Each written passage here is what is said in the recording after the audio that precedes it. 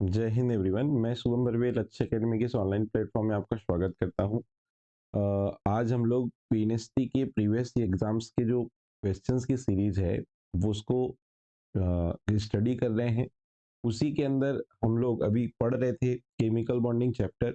Chemical bonding chapter में हमने इसके पहले 2 वीडियो पढ़ चुके हैं प्रीवियस क्वेश्चंस की। ये तीसरी एंड लास्ट वीडियो है जिसके अंदर हम बचे हुए प्रीवियस ईयर के जो क्वेश्चन है केमिकल बॉन्डिंग टॉपिक से उसको आज करने वाले हैं। तो चलिए स्टार्ट करते हैं आज का सेशन। क्या है सबसे फर्स्ट क्वेश्चन, क्या देखते हैं इसमें, देखिएगा। 37 नंबर पे क्वेश्चन आ रहा है। सबसे पहला क्वेश्चन यहाँ पे, इसके पहले 36 क्वेश्चन हम लोग कर चुके हैं। पीएनएसटी 2020 में ये क्वेश्चन पूछा जा चुका था। देखिएगा क्या बोल रहा है, निम्नलिखित में से किसमें अधिकतम क्वथनांक होता है। मतलब ये 4 स्पीसीज आपको दी है बच्चों। ये 4 स्पीसीज में आपको पूछ रहा है क्या, ये 4 स्पीसीज में सबसे ज्यादा बॉइलिंग पॉइंट किसका होगा। ठीक है, हाईएस्ट बॉइलिंग पॉइंट किसका होगा। तो सबसे पहले प्रोपेन वन ऑल को बनाते हैं।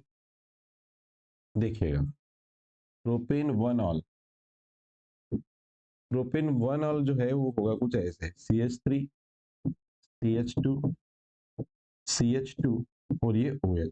इसको हम बोलते हैं प्रोपेन वन ऑल या प्रोपेनॉल। ठीक है, पहला जो ऑप्शन है, नाम वहां पे लिखा है, अपन यहाँ पे देख ले रहे हैं ना, प्रोपेन। यहाँ से ई नहीं लगा होगा ना, कि थोड़ा सा प्रिंटिंग मिस्टेक है। प्रोपेन नाम थोड़ा सा मिस्टेक है क्या, ये होगा ऐसे प्रोपेन वन ऑल। ठीक है, प्रोपेन वन ऑल ऐसा नाम होगा। ये आपने उसका स्ट्रक्चर देखा। दूसरा क्या है, प्रोपेनल। सेकेंड पे क्या है, प्रोपेनल। ओके जी। अरे प्रोपेनल का स्ट्रक्चर आप देखेंगे CH3 CH2 और ये है CHO, इसको हम बोलते हैं प्रोपेनल। ओके। तीसरा थर्ड नंबर पे है मिथॉक्सी इथेन। मिथॉक्सी इथेन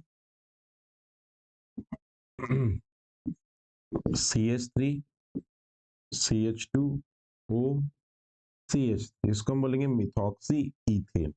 चौथा नंबर है एसीटोन। एसीटोन का फॉर्मूला होता है CH3 C double bond O CH3। ठीक है, ये 4 स्पीसीज आपको देके रखा था।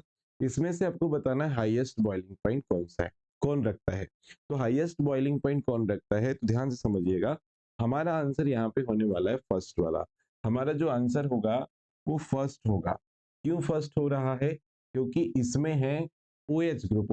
OH ग्रुप में है एक्टिव हाइड्रोजन, और ये एक्टिव हाइड्रोजन के कारण जो ये है ना, ये जो मॉलिक्यूल है ये एल्कोहल मॉलिक्यूल है। और एल्कोहल मॉलिक्यूल जो होगा इसमें होती है हाइड्रोजन बॉन्डिंग। क्या होती है, hydrogen bonding. Due to hydrogen bonding इसका जो बॉइलिंग पॉइंट है ये क्या हो जाता है, इंक्रीज हो जाता है।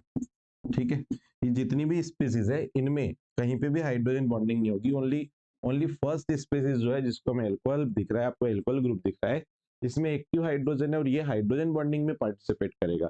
और हाइड्रोजन बॉन्डिंग में पार्टिसिपेट करेगा, इसी कारण से जो है इसका बॉइलिंग पॉइंट क्या हो जाता है, इंक्रीज हो जाता है। बोलो क्लियर। चलिए आगे बढ़ते हैं। आंसर कौन सा हो जाएगा आपका, फर्स्ट वाला हो जाएगा। चलिए question number second. Second number पे आ जाइए। ब्यूटेनॉल के मॉलिक्यूल्स के बीच में किस प्रकार का बॉन्ड ऑर्डर, सॉरी बॉन्ड पाया जाता है, किस प्रकार का इंट्रामोलिकुलर बॉन्ड पाया जाता है, बोल रहा है। अच्छा सबसे पहले ना ब्यूटेनॉल आप बना के देखते हैं। ठीक है, इसमें जो ब्यूटेनॉल मॉलिक्यूल है उसका क्या बोलते हैं, जनरली फॉर्मूला क्या होता है। तो इसको मैं दूसरे कलर से पेन से लिख देता हूँ ताकि आपको क्लियरली समझ में आए। ठीक है जी, CH3 CH2 CH2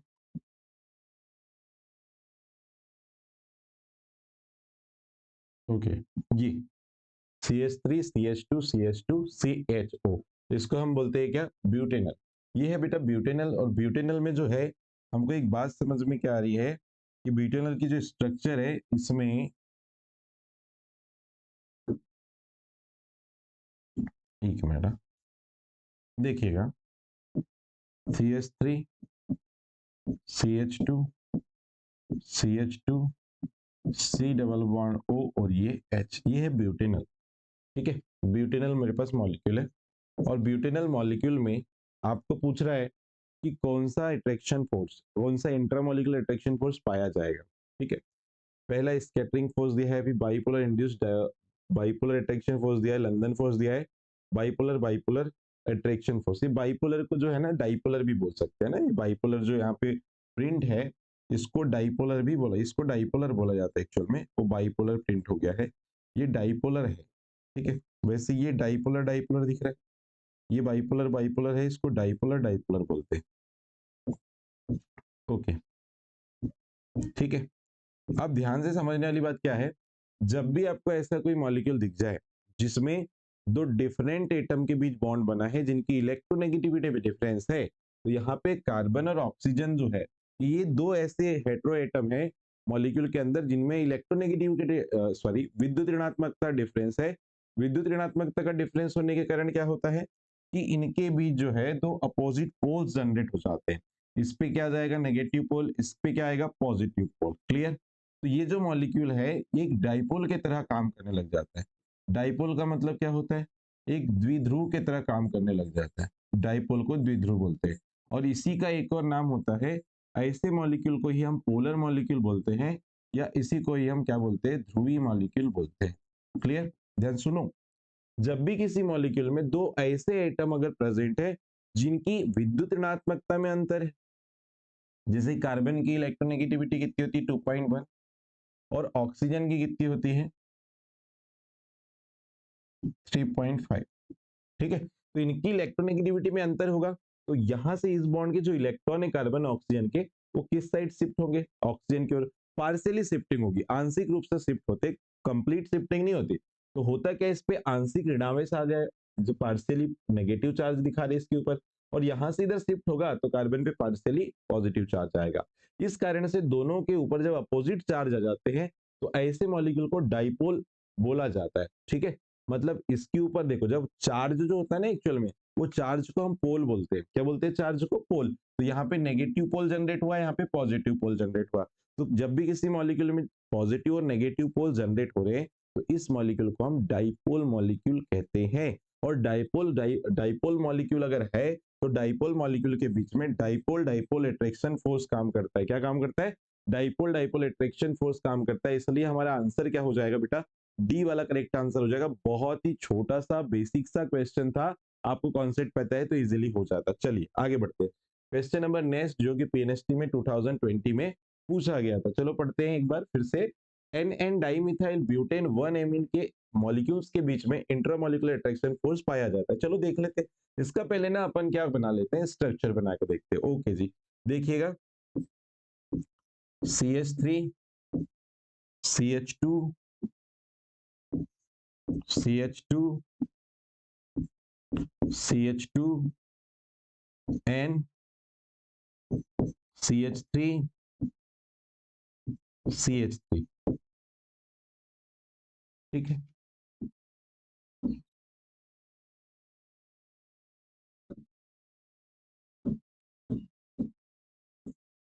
यहाँ थोड़ा सुधार लेता हूँ, देखिएगा। ओके, देखिए ये जो मॉलिक्यूल है इसमें नाइट्रोजन से 2 मेथिल ग्रुप लगा है, तो ये एन एन डाइमेथिल इसको हम बोलते हैं। और ये क्या है, ब्यूटेन 1 एमएन। ओके, ये आपका स्ट्रक्चर है मॉलिक्यूल का। अब क्या बोल रहे हैं, इन मॉलिक्यूल्स में अगर इसके हम बहुत सारे मॉलिक्यूल ले लें तो इनके बीच में कौन सा इंट्रामॉलिक्यूलर अट्रैक्शन फोर्स काम करेगा। तो ध्यान सुन लो, अभी जस्ट इसके पहले जो क्वेश्चन आया था सेम क्वेश्चन है।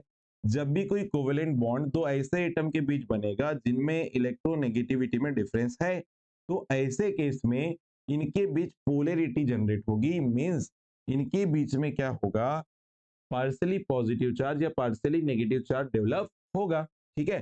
तो नाइट्रोजन और कार्बन, इधर भी बॉन्ड है, इधर भी बॉन्ड है, इधर भी बॉन्ड है, ठीक है।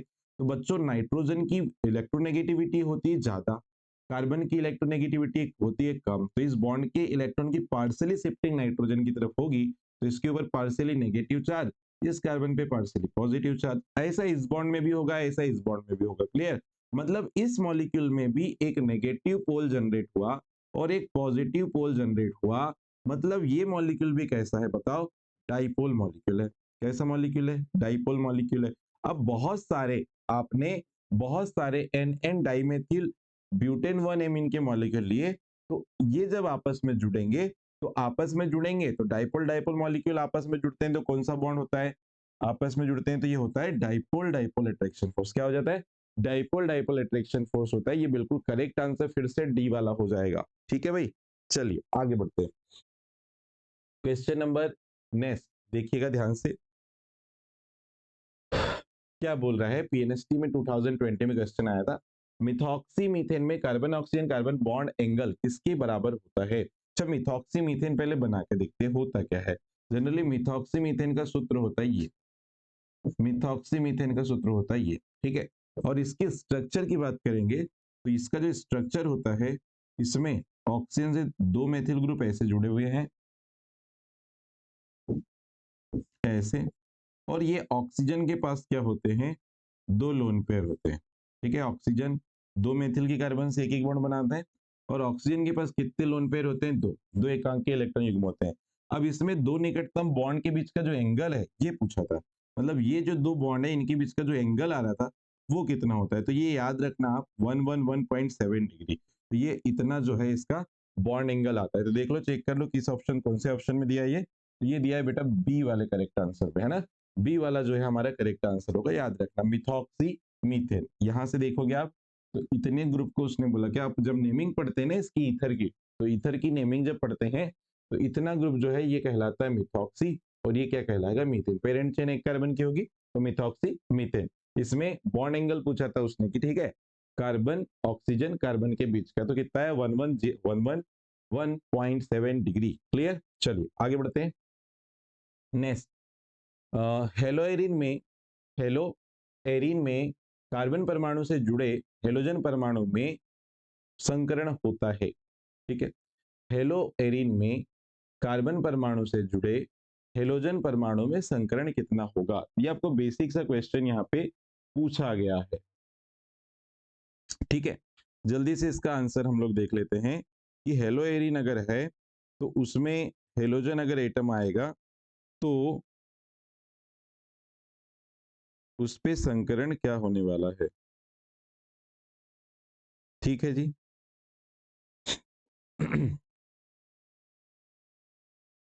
ओके, बढ़ते आगे, देखिएगा। हमको पूछा था हेलो एरिन में कार्बन परमाणु से जुड़े हुए हेलोजन परमाणु में हाइब्रिडाइजेशन। तो देखिएगा जरा ध्यान से, थोड़ा सा समझने का प्रयास करेंगे। फोकस बिल्कुल सामने। ये हो गया मेरे पास बेंजीन रिंग है, और इस बेंजीन रिंग से अगर मैं किसी हेलोजन को जोड़ दूं, मान लो मैंने क्लोरीन को जोड़ दिया, मान लो मैंने फ्लोरीन को जोड़ दिया, मान लो मैंने ब्रोमीन को जोड़ दिया, तो यहाँ पर ये जो मॉलिक्यूल है इसको अपन क्या बोलते हैं? Hello Erin. क्लियर, ये आप इसको ऐसे समझो, मैं इसको ऐसे समझाता हूँ, आपको ध्यान देना। ये है बेंजीन रिंग, इस पे लगा है क्या? हेलोजन, ठीक है। तो इसके जगह पे फ्लोरीन लिख सकते हो आप, क्लोरीन लिख सकते हो आप, ब्रोमीन लिख सकते हो, आयोडीन लिख सकते हो। तो इसको आप बोलते हो हेलो एरिन। इसको आप क्या बोलते हो? हेलो एरिन से सिंपल नेमिंग है। अब इसकी जगह पे मैं कोई दूसरा मॉलिक्यूल यहाँ पे ले रहा हूँ, ध्यान, सॉरी, इनमें से अब कोई एक हेलोजन को इंक्लूड कर देते हैं यहाँ पर, कुछ ऐसे। मान लो मैंने क्लोरीन को इंक्लूड कर दिया, किसको इंक्लूड कर दिए? क्लोरीन को इंक्लूड कर दिए। तो अब ध्यान से सुनो, इस क्लोरीन, ये जो हेलोजन है ये किससे जुड़ा है बताओ जरा? ये बेंजीन रिंग के कार्बन से जुड़ा है, ठीक है। इसको अपन जनरली क्लोरोबेंजीन बोलते हैं, इस मॉलिक्यूल को क्या बोलते हैं? क्लोरोबेंजीन। तो आपको ना उसने इस हेलोजन पे हाइब्रिडाइजेशन पूछा था, ठीक है, कोई दिक्कत नहीं है। क्लोरीन की वैलेंस शेल जो है, बाहरी कक्षा जो होती है क्लोरीन की, उसमें कितने इलेक्ट्रॉन होते हैं सबको पता है? 7 इलेक्ट्रॉन होते हैं, क्योंकि क्लोरीन जो है वो 17 ग्रुप का मेंबर है, ठीक है। तो बताओ इसकी वैलेंस शेल में अगर 7 इलेक्ट्रॉन है, एक इलेक्ट्रॉन तो बॉन्ड बनाने में चले गया, मतलब इसके पास कितने लोन पेयर बच गए बेटा? 3 लोन पेयर इसके पास बच गए। और सिग्मा बॉन्ड कितना बनाया इसने? 1। तो जनरली अब इसको चेक करेंगे, सिग्मा प्लस लोन पेयर आप ऐड कर लो। इसके प्रीवियस लेक्चर में मैंने हाइब्रिडाइजेशन कैसे निकालते हैं बताया है आपको, ठीक है। तो ये क्लोरीन सिग्मा कितना बना रहा है जी? 1। लोन पेयर कितने हैं इसके पास? 3। एडिशन कितना आ गया जी? 4। और 4 एडिशन आता है तो बताओ हाइब्रिडाइजेशन क्या हो जाता है? sp3। क्या हो जाता है? sp3। Correct answer is C C C. Clear, सबको क्लियर समझ में आया होगा उम्मीद है। बढ़ते नेक्स्ट क्वेश्चन की ओर। आप इसको प्रॉपर तरीके से नोट डाउन करते रहिए, है ना, प्रॉपर तरीके से नोट बनाइए, बढ़िया सीक्वेंस में आपको एक्सप्लेनेशन दिया जा रहा है। Next, परऑक्सी sorry peroxo disulphuric acid के एक मॉलिक्यूल में कितने पेरोक्साइड लिंकेज होते हैं? सबसे पहले पेरोक्साइड लिंकेज क्या होता है? तो बच्चों पेरोक्साइड लिंकेज का मतलब क्या है? पेरोक्साइड लिंकेज, तो पेरोक्साइड लिंकेज जो होता है इसमें ऑक्सीजन ऑक्सीजन बॉन्ड होगा ये वाला, ठीक है, और इधर वैलेंसी फ्री होगी, तो ये जो लिंकेज होता है इसको अपन बोलते हैं पेरोक्साइड लिंकेज, या इसको पेरोक्साइड बॉन्ड बोला जाता है, ठीक है। दो ऑक्सीजन आपस में जुड़े होंगे और इधर एक वैलेंसी फ्री, इधर एक वैलेंसी फ्री है। तो आपको क्या बोला था? Peroxo disulphuric acid. तो देखो पेरोक्सो डाइसल्फ्यूरिक एसिड का आपको सबसे पहले स्ट्रक्चर आना चाहिए, तो ये होता है पेरोक्सी डाइसल्फ्यूरिक एसिड, ये होता है पेरोक्सी डाइसल्फ्यूरिक एसिड का स्ट्रक्चर। अब आपको क्या पूछा है वो देखो, पेरोक्सी डाइसल्फ्यूरिक एसिड के एक मॉलिक्यूल में कितने पेरोक्साइड लिंकेज है, तो हमको कितने दिख रहे हैं जरा ध्यान देना, हमको कितना पेरोक्साइड लिंकेज दिख रहा है? वन। कितना दिख रहा है? वन। एक ही तो पेरोक्साइड लिंकेज है, तो यहाँ पे वन पेरोक्साइड लिंकेज आपको नजर आ रहा है, तो आंसर इज बी। बी वाला यहाँ पे बेटा करेक्ट आंसर हो जाएगा। कौन सा? बी वाला हम लोग यहाँ पे करेक्ट आंसर देख पा रहे हैं। क्लियर है सबको? चलिए आगे बढ़ते हैं नेक्स्ट क्वेश्चन पे। Question number next, trimethyl amine में, ट्राईमिथाइल एमाइन में नाइट्रोजन परमाणु का हाइब्रिडाइजेशन स्टेट बहुत इजी है। देखिए जरा, ट्राईमिथाइल एमाइन पहले आपको लिखते आना चाहिए। कैसे लिखते? CH3 एंड CH3 एंड और ये CH3। क्लियर? नाइट्रोजन जो है इसकी वैलेंस शेल में होते हैं 5 इलेक्ट्रॉन, सबको पता है, ठीक है, जिसमें से 3 इलेक्ट्रॉन बॉन्ड बनाने में लेके जा रहा है। इसके पास एक क्या बचा होगा? लोन पेयर, ठीक है। तो ट्राईमिथाइल एमाइन में, ट्राईमिथाइल एमाइन में नाइट्रोजन कितने सिग्मा बॉन्ड बना रहा है बताइए? 3। और लोन पेयर कितने हैं? एक। मतलब इसके पास सिग्मा है 3, लोन पेयर है 1, एडिशन कितना हो जाएगा बेटा? 4। तो 4 एडिशन पे तो हाइब्रिडाइजेशन क्या होता है? sp3। बड़ा ही सिंपल सा क्वेश्चन था। ओनली आपको जो मॉलिक्यूल का नाम है वो अगर आपको स्ट्रक्चर बनाते आ जा रहा है, अगर आपका यूपीएससी नेमिंग बहुत अच्छे से पढ़ा हुआ है, तो आप इसको बड़े आसानी से स्ट्रक्चर को क्रिएट कर सकते हो। और उसके बाद आप कुछ नहीं करोगे, उसमें ये देखोगे कि जो सेंटर एटम जिसपे हाइब्रिडाइजेशन पूछा है उसने कितने सिग्मा बनाया और कितने लोन पेयर इसके पास है, और उसके बाद उनके नंबर को जोड़ दो और जो नंबर आएगा उसके अकॉर्डिंग आप संकरण लिख दो, ठीक है। मैंने आपको इसके पहले लेक्चर में बता चुका है कि सिग्मा प्लस लोन पेयर का एडिशन अगर 2 आता है तो हाइब्रिडाइजेशन sp होता है, एडिशन 3 आता है तो हाइब्रिडाइजेशन sp2 होता है, एडिशन 4 आएगा तो हाइब्रिडाइजेशन sp3 हो जाएगा, एडिशन 5 होगा तो हाइब्रिडाइजेशन sp3d हो जाएगा, और एडिशन 6 होगा तो हाइब्रिडाइजेशन sp3d2, और 7 एडिशन होगा तो sp3d3, ठीक है। इस बात को अच्छे से याद रखना है, ठीक है। ये वाला जो कॉन्सेप्ट मैंने बताया याद रखना है। और ये सिग्मा प्लस लोन पेयर किसके काउंट करोगे आप? सेंटर एटम के। जो भी आपका मॉलिक्यूल होगा उसमें जो सेंटर एटम होगा उस पे आपको सेंटर एटम पे चेक करना है सिग्मा और क्या? Lone pair. बढ़ते आगे नेक्स्ट क्वेश्चन के ऊपर। क्वेश्चन नंबर नेक्स्ट आपके पास आता है 45 नंबर का। क्या बोला जा रहा है बच्चों? ध्यान से सुनिएगा। PCl3 के एक मॉलिक्यूल में इलेक्ट्रॉन्स के कितने लोन पेयर होंगे? अच्छा देखो ध्यान से, PCl3 जो मॉलिक्यूल है उसमें आपको क्या पूछ रहा है? PCl3 का एक मॉलिक्यूल है जिसमें लोन पेयर ऑफ इलेक्ट्रॉन पूछ रहा है। बहुत इजी क्वेश्चन है, देखते हैं। सबसे पहले हम बात करते हैं PCl3 में फास्फोरस की। फास्फोरस की वैलेंस शेल में होते हैं 5 इलेक्ट्रॉन। क्यों? क्योंकि ये 15 ग्रुप का मेंबर होता है, ठीक है जी। अब फास्फोरस से कितने क्लोरीन जुड़े जरा देखो जरा? 3 क्लोरीन जुड़े। कितने क्लोरीन जुड़े? 3। तो यहाँ पे मैंने एक क्लोरीन जोड़ दिया ऐसे, दूसरा क्लोरीन ऐसे जोड़ दिया, तीसरा क्लोरीन ऐसे जोड़ दिया। क्लियर है? ओके। अब बताओ, फास्फोरस के पास 5 इलेक्ट्रॉन थे वैलेंस शेल में, 3 इलेक्ट्रॉन बॉन्ड बनाने में लग गए, तो 2 इलेक्ट्रॉन इसके पास बचे, मतलब एक क्या है? Lone pair. ओके। अब आते हैं क्लोरीन के पास। अब आते हैं क्लोरीन के पास। तो क्लोरीन जो है उसकी वैलेंस शेल में कितने इलेक्ट्रॉन होते हैं? भाई वैलेंस शेल में इलेक्ट्रॉन कितने हैं क्लोरीन के? 7। क्यों? क्योंकि वो 17 ग्रुप का मेंबर है। अब 7 इलेक्ट्रॉन इसकी वैलेंस शेल में है, एक इलेक्ट्रॉन बॉन्ड बनाने में लगा रहा है, तो कितने इलेक्ट्रॉन बचे होंगे इसकी वैलेंस शेल में? 6, जो बॉन्ड बनाने में नहीं जा रहे। तो कितने लोन पेयर है जी इसके पास? 3। इसके पास तो हम देख रहे हैं कि क्लोरीन के पास 3 लोन पेयर आप इलेक्ट्रॉन देख रहे हैं ऐसे, 3 लोन पेयर ऑफ इलेक्ट्रॉन आप देख रहे हैं ऐसे ऐसे।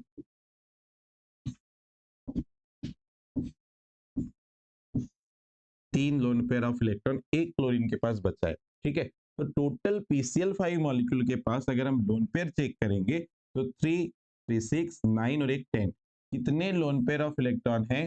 तो लोन पेयर ऑफ इलेक्ट्रॉन या एकांकी इलेक्ट्रॉन युग्म की संख्या कितनी आ गई? 10 आ गई। कितनी आ गई? 10 आ गई है। बोलो क्लियर है क्या सबको? चलिए 10 आ गई है, सबको क्लियर हो गया होगा, मैंने कैसे यहाँ पर बताया। तो आंसर करेक्ट वाला कौन सा हो जाएगा बेटा? बी वाला हो जाएगा। कौन सा हो जाएगा? बी वाला करेक्ट आंसर हो जाएगा। चलिए बढ़ते हैं आगे नेक्स्ट क्वेश्चन पे। 46, question number 46। Okay, 46 number question पे आइए। क्या कहता है क्वेश्चन, देखिएगा ध्यान से। प्रोपेनल में कार्बोनिल कार्बन परमाणु की संकरण स्थिति क्या है? ओके, प्रोपेनल लिखते हैं पहले तो, CH3, CH2 और ये C डबल बॉन्ड O और ये H, ये है प्रोपेनल। अब प्रोपेनल में ये वाला जो कार्बन है बेटा, इसको अपन बोलते हैं कार्बोनिल कार्बन। इसको हम बोलते हैं क्या? Carbonyl carbon. और इस कार्बोनिल कार्बन पे वो आपको हाइब्रिडाइजेशन पूछ रहा है, ठीक है ना? तो आपको कुछ करना है क्या? हाँ बिल्कुल कुछ करना है। क्या करना है? आपको सिग्मा और लोन पेयर देखना है इस कार्बोनिल कार्बन पे। तो ये कार्बन की वैलेंस शेल में कितने इलेक्ट्रॉन होते हैं? 4, जिसमें वो 4 के 4 बॉन्ड बनाने में पूरे इलेक्ट्रॉन को उसने इंक्लूड कर चुका है। तो बताओ यहाँ केवल सिग्मा काउंट करो, 1, 2, 3, कितने सिग्मा बना रहा है? 3, 3 सिग्मा बॉन्ड बना रहा है। लोन पेयर इसके पास कार्बन के पास नहीं है, लोन पेयर है 0। तो बच्चों एडिशन कितना आ गया? 3, और 3 एडिशन बोले तो sp2 संकरण है। फटाक से देखकर आंसर आ जाएगा आपका, बी वाला बिल्कुल यहाँ पे करेक्ट आंसर हो जाता। क्या हो जाता? बी वाला आपका यहाँ पे करेक्ट आंसर हो जाता। बहुत ही बेसिक क्वेश्चन पूछे गए हैं एग्जाम के अंदर। अगर आप अच्छे से केमिकल बॉन्डिंग पढ़ते हैं तो आपसे सारे कॉन्सेप्ट क्लियर हो जाएंगे।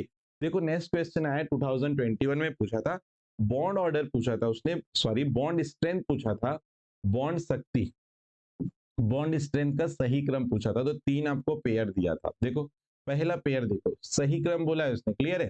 पहला देखो, फ्लोरीन फ्लोरीन का बॉन्ड स्ट्रेंथ जो है वो कम होता है बोल रहा है हाइड्रोजन हाइड्रोजन से। बिल्कुल सही बात है। क्या होता है कि हम, हालांकि हमको ये पता है कि फ्लोरीन फ्लोरीन इलेक्ट्रोनेगेटिव, बहुत ज्यादा इलेक्ट्रोनेगेटिव एलिमेंट है। तो ये वाला जो पहला स्टेटमेंट है इसको मैं सही बोल रहा हूँ, उसके पीछे रीजन क्या है कि भैया जब फ्लोरीन और फ्लोरीन बॉन्ड बनाते हैं सिंगल इलेक्ट्रॉन की शेयरिंग से, तो इनके पास ना लोन पेयर भी होता है। क्या होता है? Lone pair. और लोन पेयर कितने कितने होते हैं? 3 3 लोन पेयर होते हैं। और इनमें बहुत खतरनाक सा रिपल्सन होता है, बहुत ज्यादा रिपल्सन होता है। ये आपस में जो लोन पेयर है ना, इसके लोन पेयर इसके लोन पेयर एक दूसरे को क्या करते हैं? रिपल करते हैं। तो ये वाला जो बॉन्ड है ये वाला, ये वीक हो जाता है। ये बॉन्ड की स्ट्रेंथ कैसी हो जाती है? वीक हो जाती है। तो ये बॉन्ड वीक बॉन्ड हो जाता है, मतलब इजीली ब्रेक हो सकता है, ठीक। लेकिन हाइड्रोजन हाइड्रोजन केस में ऐसा नहीं है। हाइड्रोजन में यहाँ पे भी एक एक इलेक्ट्रॉन की शेयरिंग से बॉन्ड बना है, लेकिन इस बॉन्ड में हाइड्रोजन के पास लोन पेयर नहीं है। तो इसके कंपेयर में ये जो बॉन्ड होगा स्ट्रॉन्ग बॉन्ड होगा। कैसा होगा? स्ट्रॉन्ग बॉन्ड होगा। लेकिन ये वाला बॉन्ड वीक क्यों है? क्योंकि बच्चों यहाँ लोन पेयर रिपल्सन है। क्या है? लोन पेयर रिपल्सन होगा। लोन पेयर रिपल्सन होगा, प्रतिकर्षण होगा, जिसके कारण ये बॉन्ड जो है ब्रेक हो जाएगा, इसकी स्ट्रेंथ कम हो जाएगी, वीक बॉन्ड बोलेंगे। तो ये वाला जो फर्स्ट ऑर्डर दिया है बिल्कुल करेक्ट है। पहला वाला जो ऑर्डर दिया है वो बिल्कुल करेक्ट है। अच्छा दूसरे वाले पे आओ, दूसरे ऑप्शन पे आओ। यहाँ पे दिया है हाइड्रोजन हाइड्रोजन बॉन्ड दिया है और दिया है HF बॉन्ड, ठीक है भाई। तो हाइड्रोजन हाइड्रोजन बॉन्ड की स्ट्रेंथ से ज्यादा HF बॉन्ड की स्ट्रेंथ होती है, ये बिल्कुल सही बात है, ये बिल्कुल सही है, ठीक है। यहाँ पर ये जो दोनों हाइड्रोजन है, इससे ज्यादा स्ट्रेंथ इसकी हो जाती है। क्यों? क्योंकि इसके पास एक इलेक्ट्रोनेगेटिव एलिमेंट है। तो ये भी बिल्कुल सही बात है, ये भी सही है बॉन्ड वाला भी, ये भी स्ट्रेंथ बिल्कुल सही है। लेकिन यहाँ देखो HF बॉन्ड की तो स्ट्रेंथ HS से भी ज्यादा है, और इससे ज्यादा FF की हो सकती है क्या? बिल्कुल नहीं हो सकती। तो ये तो गलत हो गया जी, ये तो गलत हो गया बिल्कुल। तो पहला और दूसरा करेक्ट आंसर है, कौन से ऑप्शन में मिलेगा?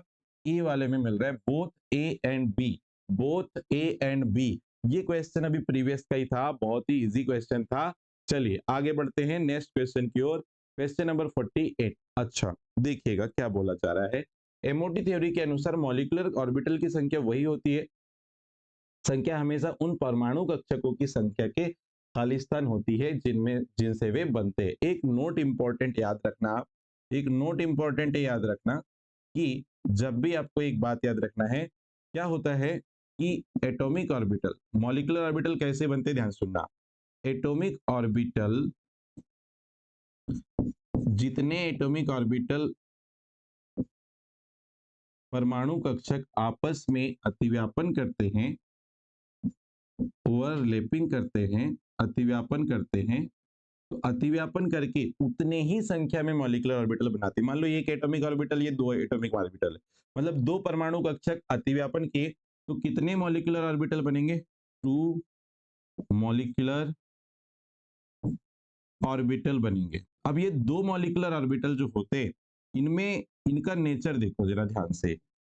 ये दो मॉलिक्यूलर ऑर्बिटल तो बनेंगे, लेकिन एक होता है बेटा यहाँ पे bonding molecular orbital, bonding molecular orbital, और दूसरा होता है anti bonding molecular orbital.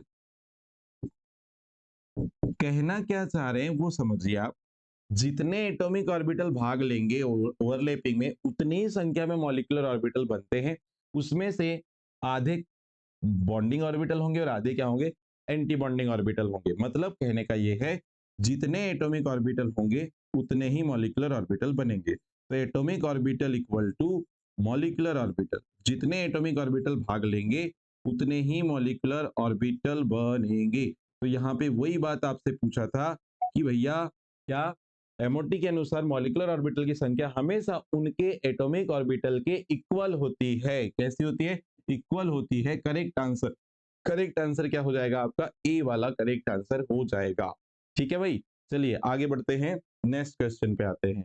Question number 49, question number 49 क्या बोल रहा था? जिनॉन हेक्साफ्लोराइड में अगर हम हाइड्रोलिसिस करवा दे इसकी तो क्या बनेगा? तो ध्यान से सुनना, हाइड्रोलिसिस करवाते मतलब यहाँ वाटर की प्रेजेंट में रिएक्शन होती है। ठीक है, वाटर की प्रेजेंट में रिएक्शन होती है, तो अपन ने हाइड्रोलिसिस की प्रोसेस करा है। ठीक है, तो यहाँ पर क्या होता है बच्चों, जब इसका हाइड्रोलिसिस कराया जाता है तो जिनॉन का एक ऑक्साइड बनता है XeO3। अब XeO3 बना तो ऑक्सीजन कितने निकले? 3। तो ये वाटर मॉलिक्यूल को कितना कर दोगे? 3 कर दोगे आप। ठीक है, तो यहाँ से जिनॉन और यहाँ से 3 ऑक्सीजन निकल गए, तो यहाँ हाइड्रोजन कितने बचे? 6, और यहाँ फ्लोरीन कितने? 6। तो यहाँ पे 6HF मॉलिक्यूल भी बनेंगे। लेकिन मेन प्रोडक्ट आपका बनेगा xenon try, xenon try oxide, xenon try oxide, ये अपना मेन प्रोडक्ट बनता है। क्लियर? तो इसका जब कंप्लीट हाइड्रोलिसिस करवाते हैं किसका? जिनॉन हेक्सा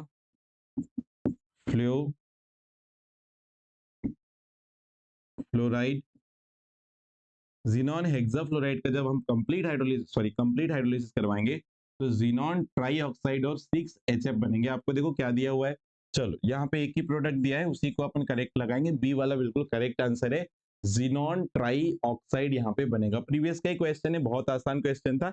चलिए आगे बढ़ते हैं नेक्स्ट क्वेश्चन के ऊपर। क्वेश्चन नंबर नेक्स्ट आपके पास क्या आया देखिएगा, थोड़ा सा स्टेटमेंट वाला क्वेश्चन है। चूज दी इनकरेक्ट स्टेटमेंट। देखो पहले इनकरेक्ट स्टेटमेंट चूज करने बोल रहा है। क्या इनकरेक्ट स्टेटमेंट चूज करने बोल रहा है? देखिएगा। ओके, परमाणु एक परमाणु से क्या बोल रहा है? एक परमाणु से दूसरे परमाणु में इलेक्ट्रॉन के स्थानांतरण द्वारा मॉलिक्यूल का निर्माण कर सकता है, इसी प्रक्रिया को इलेक्ट्रोवैलेंसी कहा जाता है। अच्छा, बोलना क्या चाह रहे हैं? फर्स्ट लाइन से वो देखो, अगर इलेक्ट्रॉन का ट्रांसफर हो रहा है तो इलेक्ट्रॉन के ट्रांसफर से, अगर दो एटम के बीच में इलेक्ट्रॉन का ट्रांसफर हो रहा है तो जो बॉन्ड बनता है उसको आप आयनिक बॉन्ड बोलते हैं या इलेक्ट्रोवैलेंट बॉन्ड कहते हैं। तो बिल्कुल सही बात है, ये वाला स्टेटमेंट तो करेक्ट है, पहला वाला स्टेटमेंट तो करेक्ट है। ठीक है, दो एटम के बीच अगर इलेक्ट्रॉन का ट्रांसफर, इलेक्ट्रॉन का स्थानांतरण लिखा है, इलेक्ट्रॉन का ट्रांसफर अगर होता है तो जो मॉलिक्यूल बनेगा उस उस प्रोसेस को इलेक्ट्रो वैलेंसी बोलेंगे या इलेक्ट्रोवैलेंट कहेंगे, इलेक्ट्रोवैलेंसी कहा जाएगा। और इस प्रोसेस के थ्रू जो बॉन्ड बनता है उसको आयनिक बॉन्ड या इलेक्ट्रोवैलेंट बॉन्ड भी हम कहते हैं। पहला तो सही है स्टेटमेंट। दूसरा हो, मॉलिक्यूल में शामिल दोनों परमाणुओं में सिंगल बॉन्ड के योगदान से परमाणु मॉलिक्यूल नहीं बनाता। गलत बात है। अगर दो एटम क्या बोलना चाहिए मिलेंगे और उनके बीच सिंगल बॉन्ड अगर बनता है, मॉलिक्यूल तो बन जाएगा। अगर दो एटम आपस में सिंगल बॉन्ड से जुड़ रहे हैं तो भाई उनके बीच तो मॉलिक्यूल मॉलिक्यूल तो फॉर्म कर लेंगे ना। मतलब दो हाइड्रोजन है अलग अलग है, अभी एटॉमिक फॉर्म में था, लेकिन उनने आपस में क्या किया, एक एक इलेक्ट्रॉन शेयरिंग कर लिया मान लीजिए, और एक बॉन्ड बना लिया, सिंगल बॉन्ड बना लिया, तो मॉलिक्यूल बन जाएंगे ना, H2 मॉलिक्यूल। तो ये वाली जो लाइन है ये गलत बोल रही है, ये बिल्कुल गलत स्टेटमेंट है। ठीक है, सेकंड वाला गलत स्टेटमेंट है। थर्ड पे आओ, जब एटम बॉन्ड बनाने के लिए इलेक्ट्रॉन का साझा करता है, इलेक्ट्रॉन की शेयरिंग करता है, तो ऐसी प्रक्रिया को कोवेलेंट बॉन्ड कहा जाता है। अच्छा, बहुत बढ़िया है, बिल्कुल सही बोल रहा है। अगर इलेक्ट्रॉन की शेयरिंग हो रही है, इलेक्ट्रॉन की शेयरिंग हो रही है, तो इलेक्ट्रॉन की शेयरिंग से कौन सा बॉन्ड बनता है, कोवेलेंट बॉन्ड बनता है। ये मैंने आपको इसके प्रीवियस लेक्चर में भी बता चुका हूँ। तो ये वाली पॉइंट, ये जो लाइन है, ये तो बिल्कुल करेक्ट है। मतलब हमारी जो लाइन कौन सी गलत है, सेकंड वाली। मतलब ये सेकंड वाला हमारा करेक्ट आंसर होगा, यहाँ पे सेकंड वाला हमारा करेक्ट आंसर होगा, क्योंकि हमको क्या पूछा था, इनकरेक्ट स्टेटमेंट पूछा था। तो पहला और जो तीसरा स्टेटमेंट है वो तो बिल्कुल क्लियर है यहाँ पर, क्लियर। तो यहाँ पे अपना करेक्ट आंसर कौन सा हो जाएगा, एक मिनट, ये वाला डी वाला हो जाएगा, डी वाला, इधर ऑप्शन दिए हुए डी वाला करेक्ट आंसर हो जाएगा हमारा। ओके, बढ़ते आगे 51 पे, 51 पे आते हैं, देखिएगा ध्यान से, जल्दी से देखिए क्या क्वेश्चन पूछा है। HCF6 की स्ट्रक्चर पूछा था, बड़ा इजी क्वेश्चन था। सेंटर एटम क्या है, जीनॉन, और यहाँ पे बच्चों 6 क्या लगे हुए इससे, फ्लोरीन। अच्छा, आप मेरे को एक बात बताओ पहले कि जीनॉन जो है वो 18वीं फैमिली का मेंबर है, वैलेंस शेल में लगता है 8 इलेक्ट्रॉन, क्लियर। अब ध्यान से समझने वाली बात यह है कि इससे 6 फ्लोरीन, सॉरी हाँ, 6 फ्लोरीन इसके साथ लगे हुए हैं। ओके, इस टाइप से इससे 6 फ्लोरीन जुड़े हुए हैं, ऐसे ऐसे। और यहाँ पर बच्चों एक क्या बचा रहेगा इसके पास, लोन पेयर। क्या बचा रहेगा, लोन पेयर इसके पास ऐसा रहेगा, क्यों, क्योंकि 6 बॉन्ड बनाने के बाद इसके पास एक लोन पेयर, मतलब 2 इलेक्ट्रॉन तो बचेंगे ना, और 2 इलेक्ट्रॉन बच रहे हैं, मतलब वो क्या बनाएंगे, लोन पेयर बना लेंगे, क्लियर। तो यहाँ पर ध्यान देना कि जीनॉन का स्ट्रक्चर अगर हम देखेंगे, यहाँ पर जीनॉन का अगर मैं स्ट्रक्चर देखूं, तो ये हमको कुछ ऐसा स्ट्रक्चर देगा। ऑक्टाहेड्रल टाइप का तो दिख रहा है, लेकिन ये लोन पेयर के कारण वो क्या होता है, डिस्टर्ब हो गया इसका ज्योमेट्री, इसलिए इसको डिस्टॉर्टेड ऑक्टाहेड्रल बोला जाता है, डिस्टॉर्टेड ऑक्टाहेड्रल बोला जाएगा, या इसी को हिंदी में बोलते हैं विकृत अष्टफलकीय, विकृत अष्टफलकीय। देखो अष्टफलकी में क्या होता था, ऑक्टाहेड्रल में क्या होता था कि सेंटर एटम के साथ ओनली 6 बॉन्ड जुड़े होंगे, लोन पेयर नहीं होगा, तो वो ऑक्टाहेड्रल। लेकिन यहाँ पे सेंटर एटम के साथ 6 बॉन्ड तो बन रहे, लेकिन साथ में एक लोन पेयर भी आ गया, तो उसने उसकी शेप को डिस्टर्ब कर दिया। तो इसलिए हमारा आंसर हो जाएगा डी वाला करेक्ट, डिस्टॉर्टेड ऑक्टाहेड्रल। यहाँ पे थोड़ा सा मिस्टेक है, इसको आप ऑक्टाहेड्रल कर लेना, ऑक्टाहेड्रल कर लेना, ठीक है। तो ये आपका करेक्ट आंसर हो जाएगा। क्वेश्चन नंबर नेक्स्ट 52, 52 नंबर के क्वेश्चन पे आते हैं। 52 नंबर का क्वेश्चन आपसे क्या बोलता है, चलो पढ़ते हैं एक बार जल्दी से। 52 नंबर के क्वेश्चन पे अपन आते हैं, क्या बोल रहा है देखिएगा ध्यान से। Okay, when is correct with respect to energy and chemical bond potential, select statement. Energy और रासायनिक बॉन्ड की कंडीशन में सही कथन चुनिए बोल रहा है। सही स्टेटमेंट का चयन करना था यहाँ पे बच्चों, सही स्टेटमेंट का चयन करना था। चलो देखते हैं यहाँ पर। अच्छा, मैं इसमें ना एक कंडीशन बता दूं आपको क्या, चलिए एक कंडीशन, छोटा सा मैं कॉन्सेप्ट पहले बता देता हूं आपको, तो आपको और क्लियरिटी आ जाएगी। क्या कॉन्सेप्ट है कि बेटा जब भी बॉन्ड फॉर्मेशन होता है, ठीक है, जब भी एटम्स के बीच बॉन्ड फॉर्मेशन होता है, तो बॉन्ड फॉर्मेशन होगा, तो ऐसे केस में एनर्जी जो होती है, एनर्जी ऑफ मॉलिक्यूल, तो एनर्जी क्या होती है, डिक्रीज, एनर्जी क्या होती है, डिक्रीज होती है, ठीक है। और जब बॉन्ड ब्रेक होता है, बॉन्ड ब्रेक होता है, तो मॉलिक्यूल की, देखो मैंने क्या बोला, जब बॉन्ड फॉर्म होगा तो सिस्टम की एनर्जी या मॉलिक्यूल की जो एनर्जी वो डिक्रीज होगी, और जब बॉन्ड ब्रेक होगा तो एनर्जी क्या होगी, इंक्रीज। इसको थोड़ा सा याद रखना, एनर्जी क्या हो जाएगी, इंक्रीज हो जाएगी, एनर्जी क्या होगी, इंक्रीज हो जाएगी। ओके, बॉन्ड फॉर्म होगा तो एनर्जी डिक्रीज होती है और स्टेबिलिटी बढ़ती है, स्टेबिलिटी क्या होती है, बढ़ती है, स्टेबिलिटी इंक्रीज हो जाएगी। जबकि बॉन्ड ब्रेक होगा तो एनर्जी इंक्रीज होगी तो स्टेबिलिटी डिक्रीज होगी, स्टेबिलिटी और एनर्जी का इनवर्स रिलेशन होता है, ठीक है। ये कंडीशन थोड़ा सा याद रखना, इसी के बेस पे अपन अभी क्वेश्चन करने वाले हैं। चलो क्वेश्चन पे आते हैं, ध्यान से समझना। पहला, केमिकल बॉन्ड की संभावना कम होते जाती है। पहला क्या बोल रहा है, sorry, energy level, energy level और रासायनिक बॉन्ड की कंडीशन कम होते जाती है। यहाँ पे कोई सेंस नहीं बैठ रहा है। सेकंड पढ़ते, सेकंड पढ़ो क्या बोल रहा है। यदि एनर्जी डिक्रीज होती है, देखो यहाँ पे, यदि एनर्जी डिक्रीज होती है तो केमिकल बॉन्ड की कंडीशन अप्रभावित रहती है। बिल्कुल गलत बात है। अगर एनर्जी डिक्रीज होगी तो केमिकल बॉन्ड की स्टेबिलिटी बढ़ती है। ठीक है, तो ये वाला स्टेटमेंट तो गलत हो गया, ये तो गलत है, गलत बोल रहा है ये। कोई प्रभाव नहीं पड़ता बोल रहा है ना, गलत हो गया। फिर क्या बोल रहा है, एनर्जी डिक्रीज होती है तो रासायनिक बॉन्ड की कंडीशन कम होती है। बिल्कुल गलत बात है ये भी। अरे एनर्जी डिक्रीज होगी, एक मिनट सॉरी, एनर्जी घटेगी तो रासायनिक बॉन्ड की संभावना क्या होती है, केमिकल बॉन्ड क्या होता है, फॉर्म होता है ना। तो रासायनिक बॉन्ड देखो, एनर्जी अगर बढ़ती है, अभी अपन ने क्या देखे थे स्टेटमेंट में, ध्यान से समझना। अभी अपन ने स्टेटमेंट में क्या देखे थे कि एनर्जी बढ़ेगी तो बॉन्ड ब्रेक होगा, और एनर्जी कम होगी तो बॉन्ड फॉर्म होगा। तो यहाँ पे क्या बोल रहा है, देखो जरा ध्यान से, एनर्जी कम हो रही है तो बॉन्ड फॉर्म होना चाहिए, ना कि कम होना चाहिए। बॉन्ड फॉर्मेशन की कंडीशन कम हो रही है बोल रहा है, तो ये भी गलत हो गया। ठीक है, ये भी क्या हो चुका है, गलत हो चुका है। डी वाला हो, एनर्जी बढ़ती है, एनर्जी बढ़ती है तो रासायनिक बॉन्ड की संभावना कम होती है। बिल्कुल सही बात है, ये अभी मैंने थोड़ी देर पहले बताया था कि एनर्जी इंक्रीज होगी तो बॉन्ड ब्रेक होता है, बॉन्ड फॉर्म नहीं होता। तो रासायनिक बॉन्ड की संभावना क्या होती है, बोले कम। तो हमको क्या पूछा था, करेक्ट स्टेटमेंट ही पूछा था। फर्स्ट वाला तो अपने को क्लियर कॉन्सेप्ट क्या बोल रहा है वो थोड़ा सा डाउट आ रहा है, उसमें समझ नहीं आ रही एक्चुअल में कंडीशन क्या बोल रहा है। तो ये तो गलत ही होगा क्योंकि हमको सही वाला आंसर मिल चुका है, डी वाला करेक्ट आंसर हमको मिल चुका है।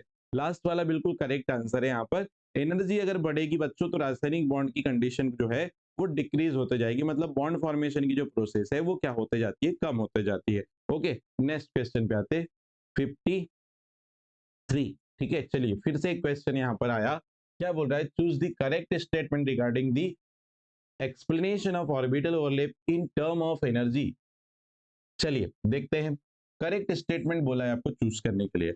चलो देखते हैं, संयोजन करने वाले परमाणु के नाभिक और इन परमाणुओं के इलेक्ट्रॉन के बीच रिपल्सन बॉन्ड फॉर्म होता है, मतलब रिपल्सन बॉन्ड काम करता है। देखो, अगर दो एटम आपस में जुड़ रहे, ठीक है, दो एटम आपस में जुड़ रहे, मान लो दो एटम है ऐसे, ये दो एटम अपने अपन ने क्या करे, मॉलिक्यूल मतलब आपस में करीब लाए, तो इनके पास इलेक्ट्रॉन भी तो होंगे, वैलेंस सेल में क्या होंगे, इलेक्ट्रॉन भी तो होंगे। ओके, इसके पास भी इलेक्ट्रॉन होंगे। ठीक, तो भैया क्या बोल रहा है आपको कि जब कंबाइन होंगे एटम तो उनके न्यूक्लियस और एटम के इलेक्ट्रॉन्स के बीच में क्या होगा, रिपल्सन। ठीक है, रिपल्सन फोर्स मौजूद होगा, बोले नाभिक और उनके परमाणु के इलेक्ट्रॉन ना, यहाँ पे तो अट्रैक्शन फोर्स होगा। अरे भाई, इसके इलेक्ट्रॉन इसके न्यूक्लियस के साथ तो अट्रैक्ट होंगे ना, अपोजिट फोर्स है, अट्रैक्शन फोर्स होगा। इसका इलेक्ट्रॉन इसके न्यूक्लियस के साथ अट्रैक्ट होगा ना, आकर्षण बल होगा। तो ये तो गलत बोल दिया, रिपल्सन बल होगा बोल रहे हैं, मतलब ये तो गलत बात है। नहीं जी, अट्रैक्शन फोर्स होता है, गलत बात हो गई। रिपल्सन फोर्स सिस्टम की एनर्जी को बढ़ाते हैं। अच्छा, ध्यान से सुनिएगा, जब भी रिपल्सन होता है मॉलिक्यूल्स में, तो रिपल्सन होगा तो पार्टिकल जो है वो दूर भागते, और दूर भागेंगे तो एनर्जी ऐसे केस में क्या होगी, क्या होगी बताइए। जब भी रिपल्सन होता है किसी सिस्टम में, तो रिपल्सन के कारण एनर्जी जो है वो डिक्रीज होती है। रिपल्सन के कारण एनर्जी क्या होती है, डिक्रीज होती है, ना कि इंक्रीज होगी। ठीक है, तो क्या बोल रहा है, किसी भी सिस्टम का, सिस्टम में अगर रिपल्सन होगा, क्या होगा, रिपल्सन होगा, रिपल्सन फोर्स के कारण, एक मिनट इंग्लिश में देखना दो, repulsion force increase the energy of the system. ठीक है, अट्रैक्शन होगा, बॉन्ड फॉर्मेशन होगा, और इसमें एनर्जी क्या होती है, डिक्रीज होती है, इंक्रीज होगी। ठीक ठीक ठीक ठीक ठीक, ओके, ठीक है, सही बोल रहा है। देखो यहाँ पे एक और नोट लिखेंगे, अगर अट्रैक्शन फोर्स होगा सिस्टम में, अट्रैक्शन फोर्स अगर इन होगा, तो अट्रैक्शन फोर्स होता है तो एनर्जी डिक्रीज होती है, एनर्जी क्या होती है, डिक्रीज होती है। और अगर रिपल्सन फोर्स होगा, ध्यान सुनना, यदि रिपल्सन फोर्स होगा, रिपल्सन फोर्स इंक्रीज होगा तो एनर्जी इंक्रीज होती, सही है, ये वाला स्टेटमेंट सही है। ठीक है, रिपल्सन फोर्स होगा तो एनर्जी क्या होती है, इंक्रीज होती है, सही बात है, बिल्कुल सही है। और लास्ट में देखो, रिपल्सन बल सिस्टम की एनर्जी को घटाता है। रिपल्सन जो फोर्स होता है वो सिस्टम की एनर्जी घटाता है बोल रहा है, नहीं ये तो गलत बात हो गई, ये गलत स्टेटमेंट है। पहला वाला देखो एक मिनट, है ना, पहला वाला जो है, फर्स्ट वाला स्टेटमेंट अपन एक बार और देखते हैं, थोड़ा सा उसमें मुझे डाउट लग रहा है। वैलेंस संयोजन करने वाले एटम के नाभिक और इन इलेक्ट्रॉन के बीच में रिपल्सन फोर्स काम करता है।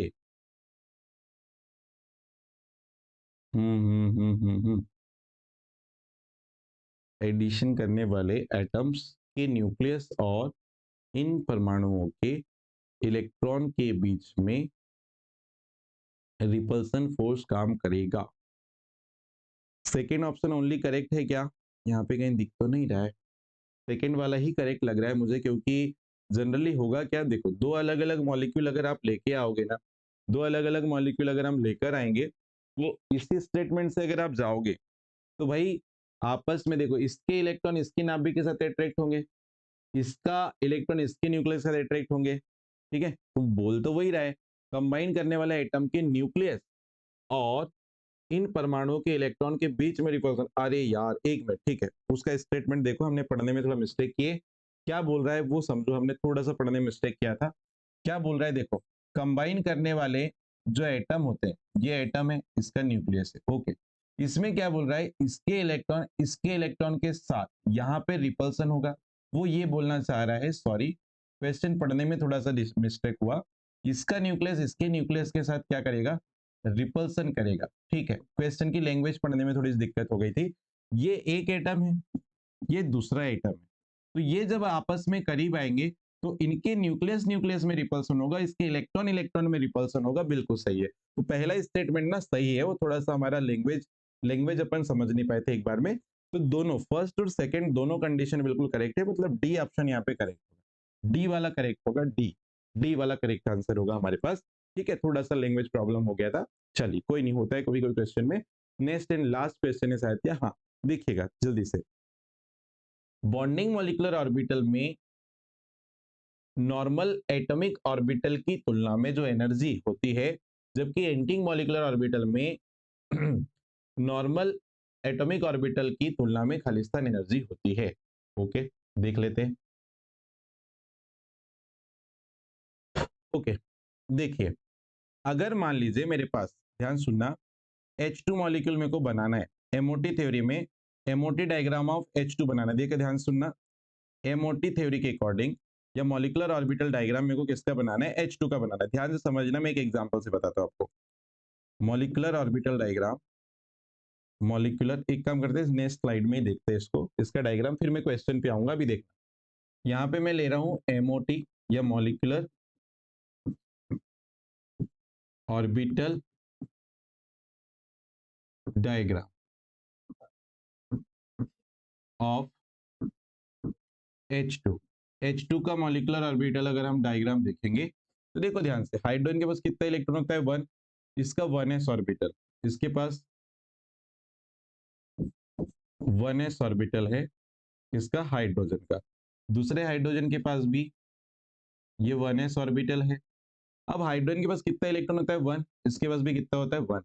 अब ये हाइड्रोजन हाइड्रोजन का 1s ऑर्बिटल जब ओवरलैप करेगा, ठीक है, तो एक यहाँ पे बॉन्डिंग मॉलिक्यूलर ऑर्बिटल बनता है और एक बनता है एंटी बॉन्डिंग मॉलिक्यूलर ऑर्बिटल, ठीक है, ऐसे करके, ठीक है। तो यहाँ पे बॉन्डिंग मॉलिक्यूलर ऑर्बिटल जो बनेगा उसको सिग्मा 1s, और जो एंटी बॉन्डिंग बनता है उसको सिग्मा एस क्या बोलते हैं, 1s।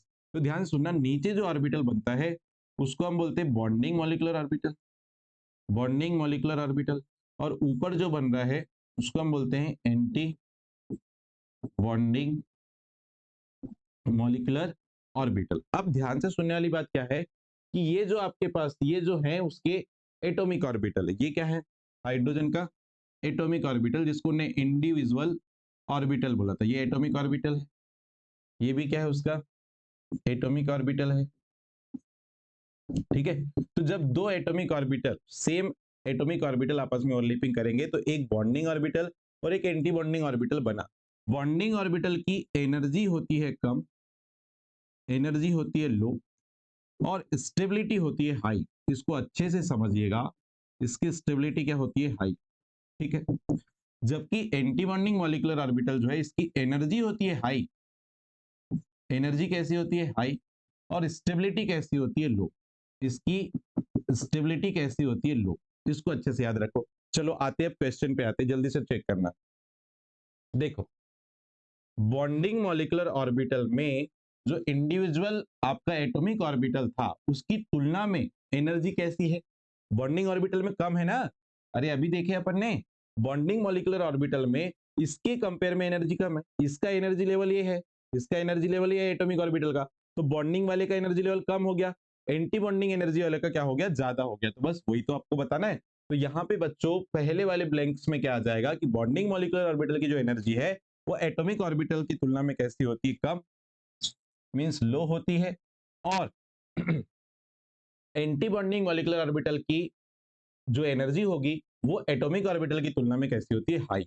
तो लो और हाई आपका करेक्ट आंसर आएगा। तो यहाँ पे देखो, less and more, less and more, D वाला यहाँ पे करेक्ट आंसर आपका हो जाएगा। कौन सा हो जाएगा? डी वाला आपका करेक्ट आंसर यहाँ पे हो जाएगा। ठीक है, तो यहां तक हम लोगों ने अभी देखा केमिकल बॉन्डिंग चैप्टर के सारे क्वेश्चन हम लोग क्लियर कर चुके हैं। इसके बाद नेक्स्ट चैप्टर के साथ जल्दी उपस्थित होंगे।